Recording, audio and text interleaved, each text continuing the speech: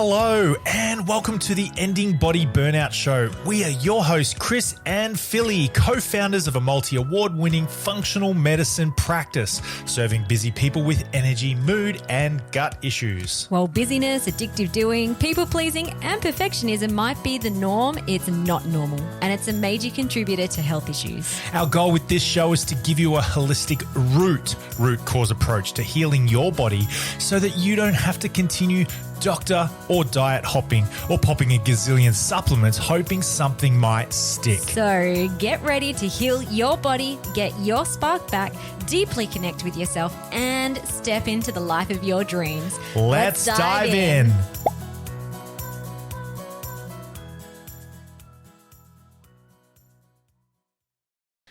Hello and welcome to the Ending Body Burnout Show. We are super excited to share this lots of really great tips and tricks and gold nuggets inside this episode. So today Chris and I interviewed the lovely Hayley Osborne. Now she is a mama of 3 kids under 4 running a business.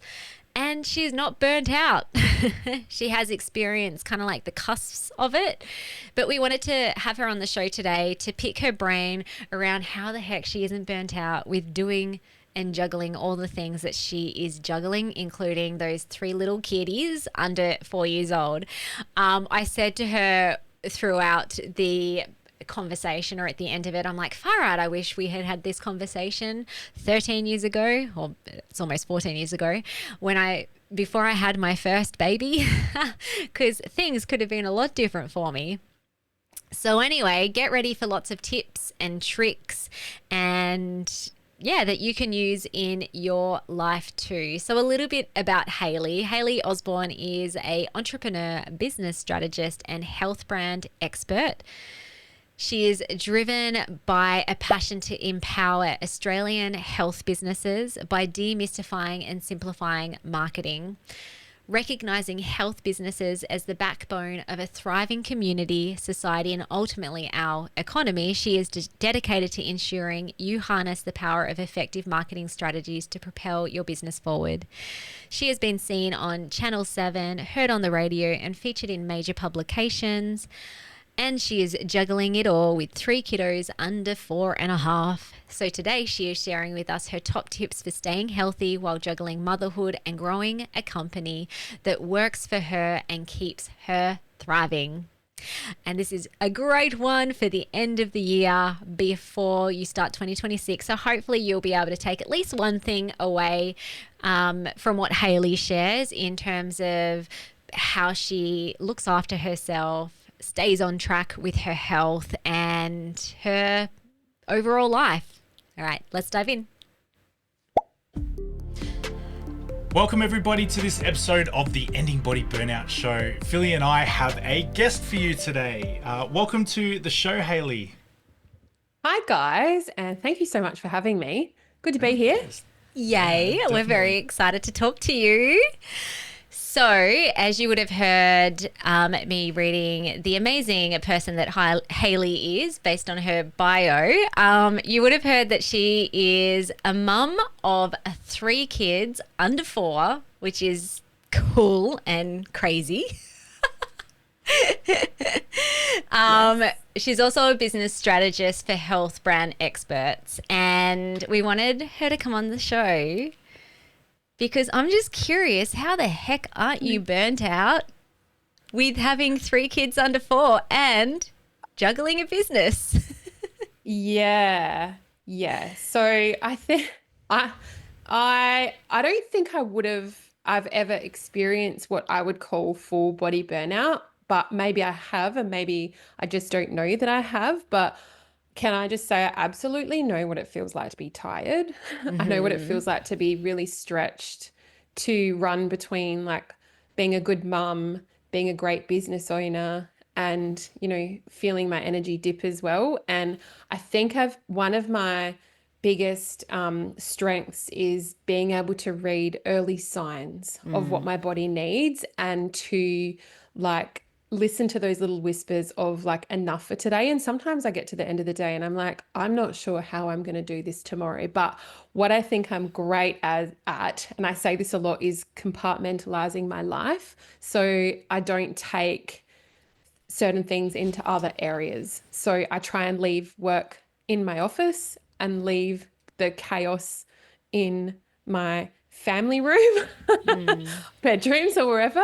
And I think too, like instead of just pushing through, I've been really great at creating systems and processes around my life to be able to fit what this life looks like. And I had the business before I had children.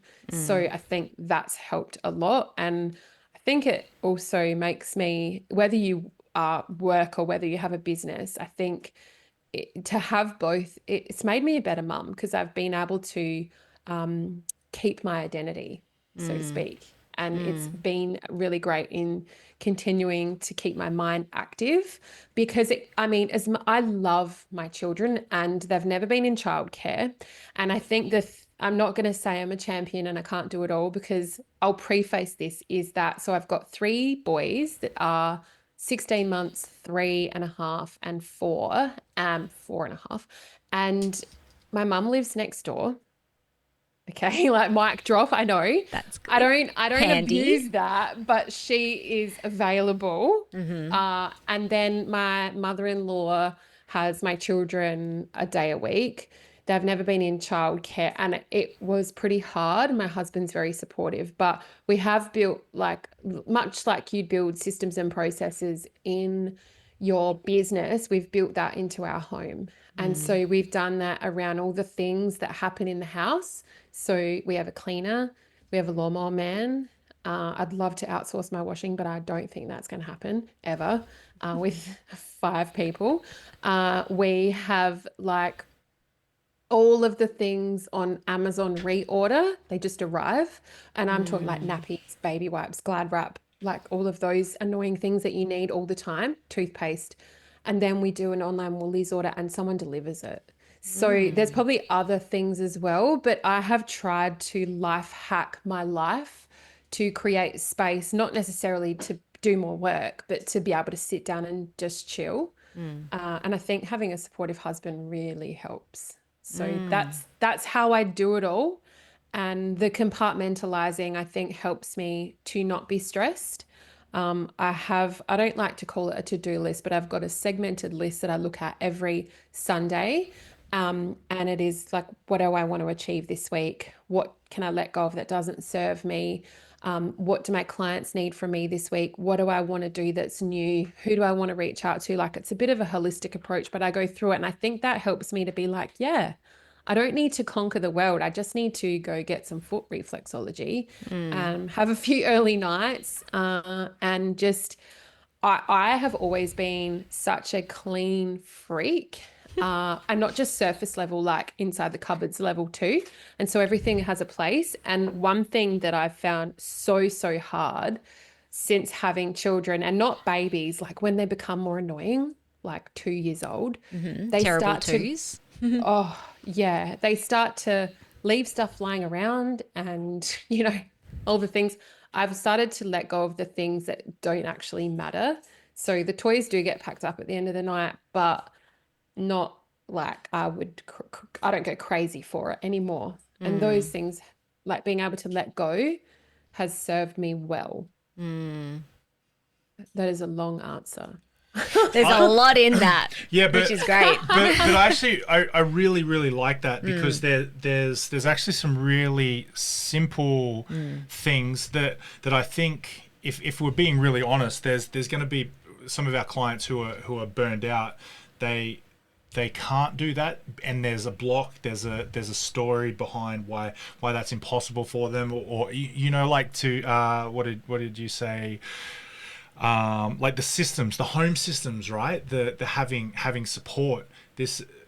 I've had this conversation with a number of people, and sometimes there's a genuine reason why you can't have it yet now. But that doesn't mean you can't work towards it. And the spaciousness that you can have from personal experience as well, like no doubt you, Hayley, would agree, the spaciousness, your ability to do the most important things when somebody's taking care of that not so important stuff, and when you automate things as well, it really does create space inside of your family, doesn't it? Yeah. And another thing, like I want to say we eat very healthy in our home. So we're not a takeaway family really. And the takeaway we have our homemade pizza nights. My husband makes fresh sourdough loaf every week. He's gotten into being the sourdough guy. And so we have homemade pizzas on a Friday. That's kind of like our takeaway. But what we do is we cook a bit, and we often we've got this amazing vacuum sealer that we vacuum seal meals and things in. And so cheat nights, oh my God, the vacuum sealer is a game changer. And I never knew about that before I met my husband, but it is amazing. Just that's my little cheat, is get yourself a vacuum sealer, because things seal and freeze so much better. And then you've just got like this beautiful fresh meal that you haven't done anything, and you've just taken it out the freezer, and you can dip it into hot water and it defrosts. If you've come home and you forgot to organize dinner, it's just straight away, and you're not, that's another little hack. That's amazing. cool. That's amazing. I've never Guys, thought get a of that vacuum before. sealer. Yeah. I'm like, I've done that for clothes before, but not food. Oh yeah, food. It came from, so my husband's Italian, and they do a pig every year, and they vacuum seal sausages and all sorts of things. And so that's just extended on to like healthy vegetable curries, and we seal pizzas, lasagna, anything really. Yeah, It's that's crazy. cool. There was something you said earlier. You feel that you're good at picking up those early signs. Like, what do those signs look like? And then how do you take action on it? Yeah, those signs are like full body exhaustion, and they've come when I'm putting the kids to sleep, and it's like, I'm not sure how I can do this again tomorrow. I just don't think that I can. And that's a sign for me to just drop everything, go and have a shower, and hop into bed and sleep. Because I'm very lucky. My kids have all been very good sleepers. Well, we've trained them to be very good sleepers, but I have known in my heart of hearts that it's not going to last forever. And if I can just get through like the afternoon crazy or whatever it is, get them showered and in bed, and then you just have to let everything go. There could be piles of washing. Just put it in the laundry and shut the door and take care of yourself, because, it's the same as doing work. So for me, if I don't do work at night, I know that in the morning I'm going to go for a run, and what would take me commonly, if I'm tired, 2 or 3 hours to do, when I'm on fire, it takes me half an hour of my brain. So I've gotten really good at knowing, right, I know that if I get a really good night's sleep tonight, I can do the thing that I need to do in half an hour in the morning. Yeah. And then I sometimes negotiate with my husband to be like, okay, you get up with the kids. I'm going to get up at 6. I'm going to do an hour's worth of work. I'm fresh. And then you can get ready and go about your day, and I'll have the kids for the rest of the day. And that works so well for me. But I know sleep is life. And I know you've said that as well, Philly, before, like sleep is the pill that is magical, and nothing else can replace that. And I drink a lot of water. So I do know that if I've got a huge week, I need to keep myself more than hydrated. And that usually helps me to go through the motions a lot more clearer, and no alcohol. Yeah, that's cool. So as much as I love a nice drink of wine, I know that it doesn't serve me well. Yeah. So, because I'm thinking about conversations I've had with clients when it's all very good and well to say, I'm going to look after myself. My body is speaking to me. I'm going to shut the door and I'm going to put myself to bed. It sounds like you do that in a really resourceful way, and you're not taking the mental, emotional baggage of then feeling guilty or frustrated that there's all this stuff out there. And I feel like there's something around when you were talking about compartmentalizing parts of your life. So it's like when I'm the mum, but then when I'm coming in to work on the business or to do a podcast with Chris and Philly, I'm the business owner, the entrepreneur, the sharer of wisdom, and I close the door. Because I know I've had a lot of conversations, especially with mums who might have businesses or who work, where there's this constant pull to go and do the thing that they're not actually doing. So it could be mother guilt. It could be like, oh, I feel so bad, I should be out there with the children, or the self-care thing that you said when it's like, nope, I'll just shut the door and I'm going to go and put myself to bed.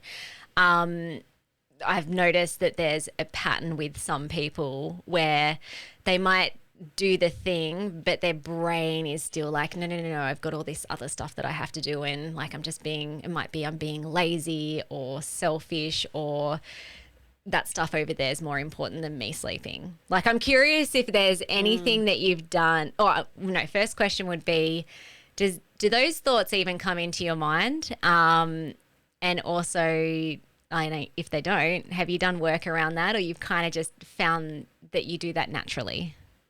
I think that my therapy, for example, is movement.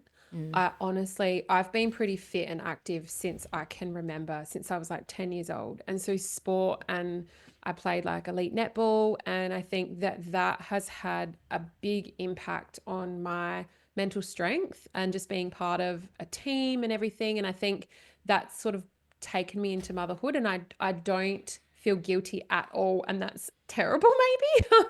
But I know that when I'm with my children, I'm 100% with my kids. So that's why I don't feel guilty. If I'm in the office and I can hear chaos, like last night I had a late meeting because I couldn't have it in the day because I had my baby. And so the meeting was 5:30, and my husband was doing that witching hour crazy, and I could hear them going crazy. And I'd done my time for the day. Like, I'd been with the kids, and they have everything they need. I organize the food, and I'm okay with that. But I know that if I wasn't, I probably would feel guilty. So one of the things that keeps me from not feeling the guilt, and I feel poor all the time, but I think that I'm a really present mum. And one thing that's helped me is I don't have any notifications on my phone. So the only thing that comes through are calls and text messages and WhatsApp messages. So there's no social things that pop up. They're off. I don't have emails on my phone, and I deleted that about 3.5 years ago, I think. So, and I haven't needed them. Turns out, like, if something's urgent, someone will call. So the emails, I was just having glitches with my Microsoft at the time. And I was like, okay, I think I just need to delete everything, log out, delete, blah, blah, blah, and then turn back on. And I was like, after a week, this is actually really good. I don't think I'm going to turn it back on.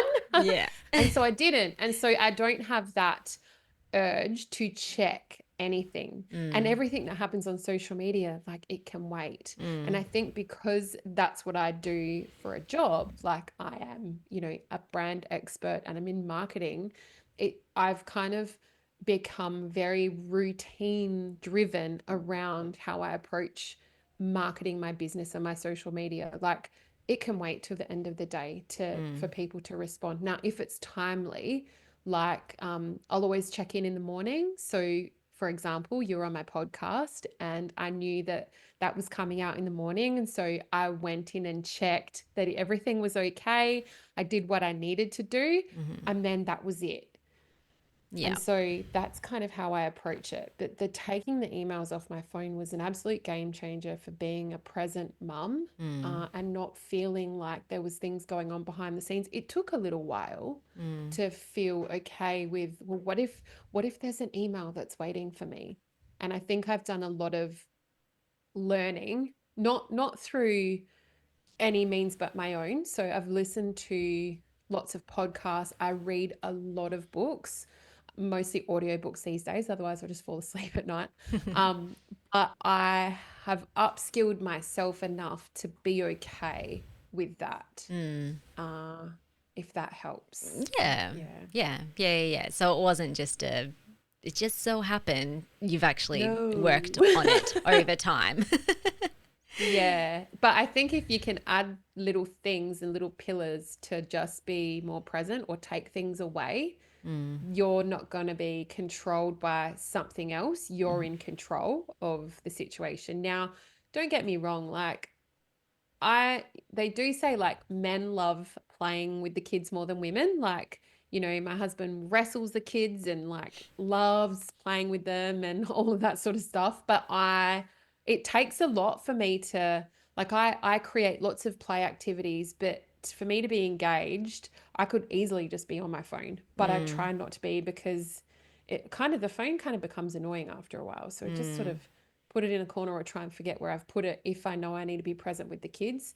That stopped a lot of mum guilt. And they're only mm. little for so long too. So Yeah, they grow quickly. We had, it would have been quite a few years ago, Dr. Christie. She wrote a book called Dear Digital. It was interesting.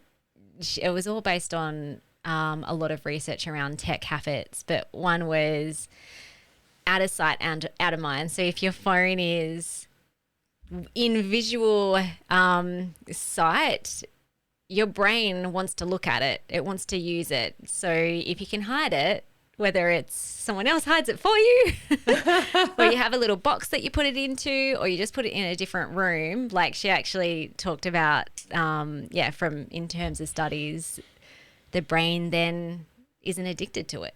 It's kind of like it's yeah. not then searching or wanting to pick it up, and so therefore you can be more present.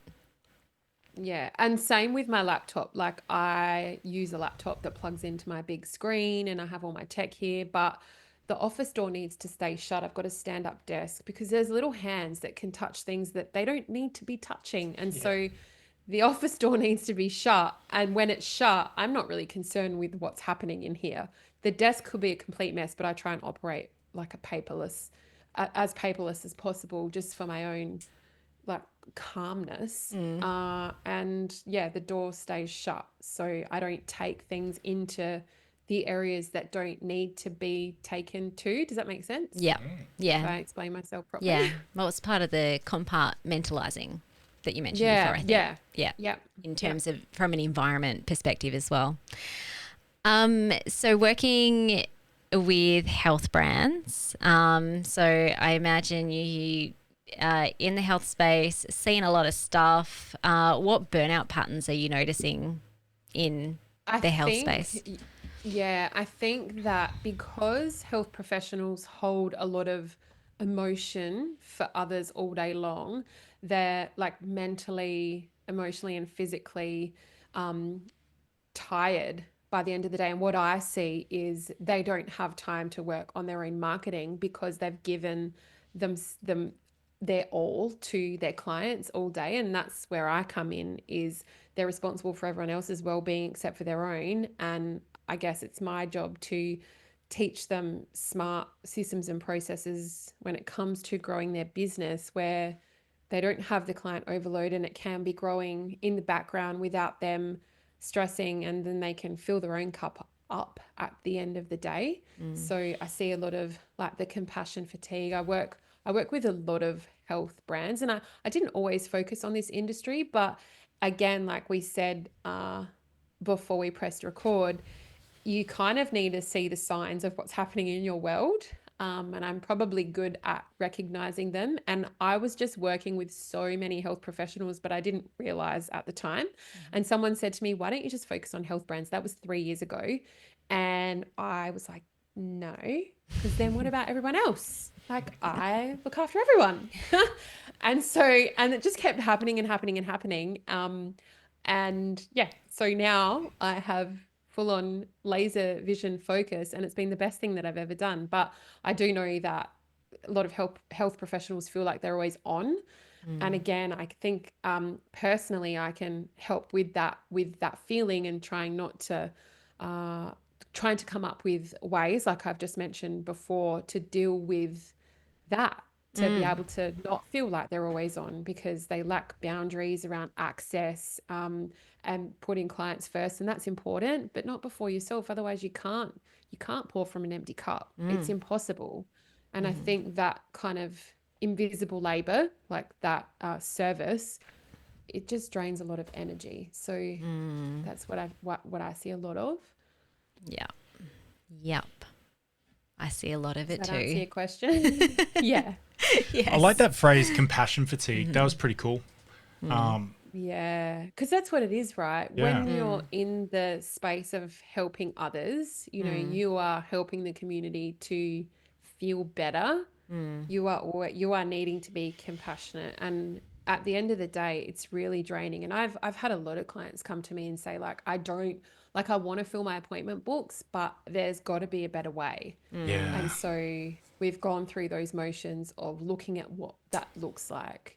And I love it. It's so great because, yeah, a lot of health businesses are so focused on filling their appointment books that they aren't even building their database because they don't know how and they don't know the measures to put around doing that. And, that's just the foundation of the start of building something that you're not always on for. Yeah. Amazing. Yep. In the past, I remember I practiced the traditional model in terms of like pay per consult, have as many clients as possible. But it's draining. Like it's draining because for many reasons. One, because there's no time to work on the business. Yeah. And when you get to the end of the day, you don't want to do that. You just want to go home and sleep or be with your family. Yeah. Yeah. How old's your little one? Youngest? Good question. No. He's 16 months, 15 months. Yes. I'm curious because if there's listeners who are listening who might be in the baby zone of their life, did you do anything specific postpartum, like just to help, or during pregnancy or before pregnancy, to help your body? I don't want to use the word bounce back because we never go backwards. We are always evolving, but just to support your body through the transition of pregnancy and then breastfeeding, if you breastfed, and potential sleepless nights and all that sort of stuff. Yeah, I breastfed all of my 3 children for 12 months each, which I'm so proud of. I know how I did it. I drank a lot of water. And my mum always said to me, "You'll be such a great cow. Just like, give it a go." Great cow. I was like, that's what I felt like by the end of it. And so my youngest, I haven't been breastfeeding now for 4 months. So it's not that long ago that I stopped breastfeeding. And what did I do? So I know that my obstetrician, I had a really post natal care plan, and that involved, like, I didn't do anything I did walking, but that was it for probably 10 weeks. Like, I took it really easy on myself. I don't think I left the house for 4 weeks after having each of my babies. And I know in the Indian culture, that's what they do. And there's just like that time around healing and nurturing and really looking after yourself. I invested in some really good teas for mums, and the breastfeeding cookies. I don't know if they helped or not, but I really nourished myself with amazing food in that 4 weeks after giving birth. And then I'd listen to my body. I didn't push myself at all. And then when I started exercising again after I got the all clear from the obstetrician, it wasn't anything like strenuous at all. It was all of those small little exercises that are because I don't know if this is oversharing or not. I had 3 vaginal births, so I didn't have cesareans. We talk about all body parts in this podcast. Yeah, so I had 3 like natural births, but I did have a epidural. I'm forgetting all these words now, and it wasn't even that long ago. Elected epidural for 2 and not for the first one because I didn't know what I was in for, and I ended up having 3 epidurals. But yeah, all natural births, and like my body, even now, like it's not what it used to be. And I've accepted that. I'm okay with that. I feel like probably fitter and stronger than ever before, even before I had babies. But I think I look at them and I think about me and I'm just like, I created you all. I grew you. I'm a machine. And if I can do that, I can do anything. And so, yeah, it was about being really kind and taking things slow. And it wasn't until probably when my baby, was 13 months old that I went back to the gym. So I was very, very kind. And then in terms of balancing the work versus sleep versus caring for the baby, now I think it's harder to care for a toddler than it is a baby. So because they sleep a lot. So as long as my two eldest were cared for, in terms of that sleep versus breastfeeding awake negotiation, I would breastfeed at my desk. And I've got a really good chair with arms on it, and a feeding pillow. And I would just type away, nothing serious, just emails, or, whatever I felt like I could do. And he would just be on my boob. And then Yeah. I'd switch sides. And then when that was done, we'd just get up and do the change and then hang out for a bit. And then he'd fall back asleep.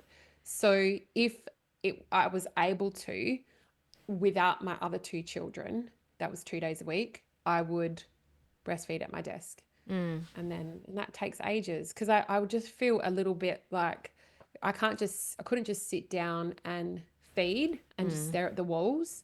Because once you get into a rhythm, it's actually very relaxing to breastfeed. And I would just like sit here and work away. And I think I've built a lovely space for myself to be able to do that. Yeah. So that's kind of how I did it. And then anything that could be left till the next day. And I think that I would do that, but I also had very supportive clients. Now, if there's anyone that's going into their first pregnancy and they're running a business and they don't know how it's going to go, no one is going to fire you from being a client because you're pregnant, which I thought was going to happen to me. But it turns out that if you are a good person and you have always supported your clients in a way that they trust you already, baby or no baby, I think they're going to like pre-birth, post-birth, people will support you through the seasons regardless. And I planned like crazy before giving birth to each of them. And I think the biggest thing was the podcast, to be honest. So I had batched like 8 to 10 weeks of podcast episodes. So I knew that they just sort of rolled out and it wasn't too harsh on myself. And that was all before I gave birth. Yeah. So I knew that I had like 12 weeks really up my sleeve to just chill out, which was super helpful. I wish I had this conversation 13 years ago. Because No, everything that you're saying, I did the opposite. So listeners, don't do what I did. And it was hard. Like I would say to my husband, because I was recording my podcast at the time in my wardrobe, because Awesome. I did have a fancy microphone, but I just thought I needed to be better. I don't know what it was. And so I would be sitting on the floor in my wardrobe, like 7 months pregnant, Amazing. just so uncomfortable. I didn't do it with the third because that was just ridiculous. But with the second, I definitely remember pre-planning the podcast and sitting on the floor and being like, oh, I'm not sure I can do this. I'll navigate through and being so out of breath. Yeah, I thought I could do it all too with the first. I remember being pregnant. I was 9 months pregnant. I gave birth a week later and I stood on stage in front of 300 women to talk about business. I had all my notes, I had my slides, and I was nervous already, but I never accounted for the fact that I would be completely out of breath because there was no more room left in my body for my lungs to grow and expand and be calm. And so I stood up there and I was like, I can't do this with my notes. I can't have the deck that I promised you. If you want to see my notes, you'll have to email me. And I just Amazing. riffed and went through, well, like I know my stuff back to front. So I felt confident in that way, but I couldn't read it. I couldn't check my notes. It was just too much for my brain. Yeah. And that's what I did. So I always trust your gut and I've always backed myself. So it's helped a lot. But So yes, cool. each pregnancy got harder and harder. because you have to bend down. And Bodies are cool. Bodies Holy are cool. smokes. Especially I just women's. can't believe Far it. out. Yeah. It blows my mind. Look at Always them. blows my mind. Yeah. I look at the kids. I'm like, where did you all come from? How'd you fit? How did you get here? How are you so big now? Yeah. How did I do that? I don't even remember that time. Like maybe I was just in a time warp of like just running through the motions. But yeah, I never forget those 11:30 wake ups to breastfeed. Ugh. They're a killer. We did for our first one. She had colic and she was very Cried unsettled. all the time. We did a bit of a tag team. I've got some funny photos of Phillies underneath a blanket with a baby attached to her boob. Is this like you just got her at night time? I'm just walked out in the middle of the boob. night just to check, and I just snapped a photo, and it's 12, 13 years ago kind of grainy photo. Yeah. And it's Phillies under a blanket, and all you can see is a boob coming out of the bottom of the blanket and a baby attached to it, and yeah, they're the memories. They're the memories. I do remember walking around though, like I'm breastfeeding. Oh, Someone knocks on the door and I'm like, all right, well, let's just carry the baby while I'm breastfeeding. I'll chop up some veggies while I'm doing it too.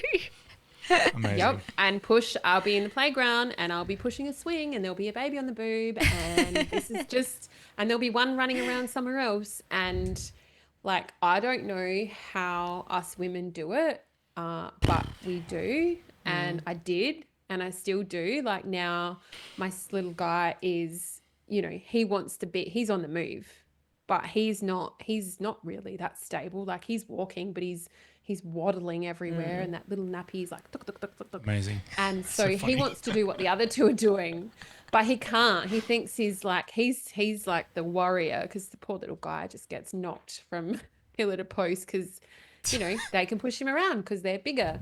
So it's interesting, and I have to do my utmost. It takes every fiber in my body not to like yell and scream and like run my nervous system into the ground. Like little girls, I think I've got nieces, and I think their active is they're a little bit more mischievous, and they might hide behind the couch and do something mischievous. Little boys are like Superman. They just jump off the couch. They like jump on the couch. They throw pillows everywhere. They are not afraid to like vroom their cars where they shouldn't. And so, in order for them not to kill themselves, the only thing that you need, like screaming is the thing, right? But then that has all sorts of effects on my nervous system. And I know like my regulation needs to be calm, because then I take forever to recover from getting upset with someone. So that's something of late too that I've really had to listen to my body. And I've got lots of advice from like family and friends around like take 3 deep breaths before you're going to go crazy at your kids. But you can't do that, because by the time you've taken 3 deep breaths, they're done. And that whatever's you could see unfolding has unfolded. And so for me, it's about doing it after, so that I don't take that energy into the next fight or whatever, or the next crazy thing might be. But one thing that I've learned, especially with little boys and even like little kids, is that we get out first thing in the morning. So if they're with me, we are out the door as soon as we can, and then they get their beans out. They're so much nicer. We usually take lunch or snacks, and lunch is always early. It's about 11:30, either on the go or home. And then for the afternoon when we come home, they're super chilled. So that has helped me a lot. And I remember someone telling me that a few years ago, and it's been the best thing that I've done. Otherwise, they just go a little bit crazy. Yeah. And we do too. Like if you've stayed home all day and you're on your computer, you know that you're a little bit like, I just need to like move or get my beans out to regulate my body.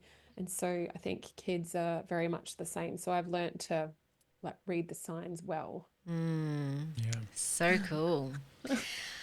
So, I mean, you've given so many tips and gold nuggets around how to juggle it all without burning out. If someone's listening and they are feeling very burnt out, what would be like an easy first step to start with? Yeah. 100% change your diet. So I've recently done a 4-week gut health detox, not because I had a issue with my gut, but because I knew that I needed to draw a line in the sand. And also I did it because after the third baby, the first one, it was like, maybe 6 to 8 weeks later, my clothes kind of fit again. I didn't have to work too hard for it.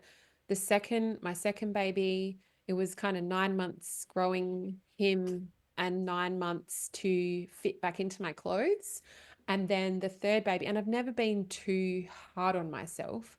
But then after baby number 3, even after 12 months, I wasn't, on any kind of diet at all. And I didn't care. I was moving my body, but I still couldn't fit into my clothes after 12 months. And then more recently, it's now 15 months. And I thought, enough is enough. Like, I just want to fit back into my jeans. Yeah. So I did a full gut health reset, and I was having like lattes and, dairy, and I'd have 3 a day with full cream milk. And not that that's bad, but I knew that just dairy didn't agree with me. It just made me feel like bloated and gross. And I have a massive sweet tooth, and I knew in my heart of hearts that that's also not good for me, and also for regulating and dealing with little boys. I'm like, I just need a complete reset. And so I did. It's not about the weight, but I fit into all of my wardrobe again. I feel fitter and more clearer than ever. Um, and where am I going with this? Definitely Change like a diet. diet reset Yeah. of whole, clean foods is the way to go. And I know that it's easier said than done. I had a headache for 2 days when I started doing it, but then I just felt amazing, and it was 100% worth it, more than anything I've done. And I did it for 4 weeks. And now that I'm finished it, I'm having 2 coffees a day, no alcohol still, no sugar, but black coffee. I know what snacks I need to keep myself full. I know now, like, portion control, that I don't overeat and feel, not that I don't think, I mean, overeating is bad, but I'm not saying like, you know, don't eat. But I think that the way that overeating makes you feel is not good. And so go on the feeling of having the right portions, but to be able to understand that, I think having help with what I did, it really helped me. And I followed a nutritionist's plan. And I've, not looked back. And I feel like I'm more regulated and calmer as a mum, as a businesswoman. I know, I just have, it was the reset that I needed. Yeah, that's awesome. Thank you so I much. know. You just can't do it all by yourself though, right? Yeah, everyone You need needs help. takes a Yeah. village to support a human, not just raise a child. Yeah. And I have an assistant, like, let's just preface this. I have a VA, a Yeah. full-time VA, so she helps me a lot too. So, Yes. don't be afraid to ask for help. No one gets a prize for being a martyr.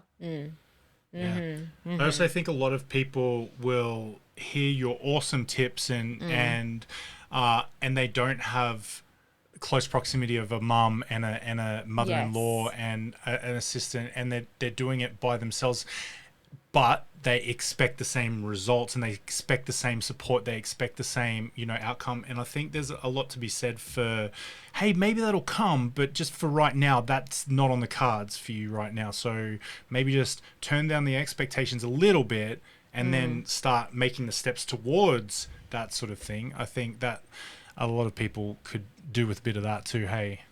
Yeah, and honestly, time goes so fast. So when I was deep in it, I had 3 children. Nobody was at kindy or school.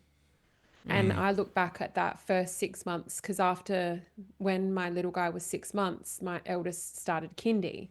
But those first 6 months, I was like, wow, we just did what we could, even though we had help. Like, it was a lot.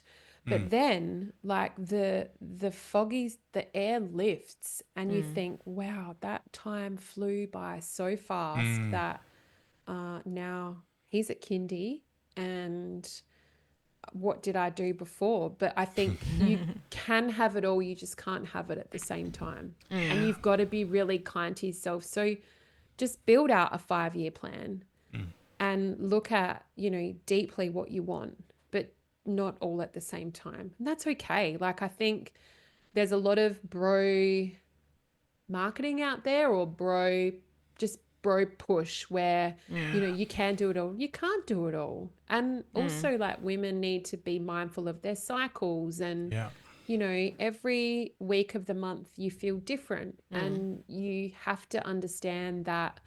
Lean in when you've got more energy, and lean out when you don't. Yeah, amazing. Love that. Yeah. So you actually do have something that could help with that, the 5 steps to boost your energy, focus and momentum. Where can people find that? Is that a download, or? You can go over to my website, HayleyOsborne.com, and it is there on the homepage ready for you. Awesome. So good. And if anyone wants to reach out to you, I guess, especially if there's like a health expert that have businesses that might be listening. We do have a lot of people that listen to the podcast. Find you on your website. You Socials. can find me, Hayley. You can find me at HayleyOsborne.com. It's Hayley and Osborne. No u.com, or over on Instagram, it's Hayley K Osborne. There I am. Thank you. And then Facebook and LinkedIn too. So I'm always in the DMs. I'm very friendly. There's no automations in there at all. So it's always me having a chat with you. And I would love to hear from you. Awesome. Well, thank you so much. No worries. Thanks for having me, guys. No worries. Stick around. We'll say goodbye formally, but thanks everybody for tuning in. Thank you so much for listening. We so appreciate you.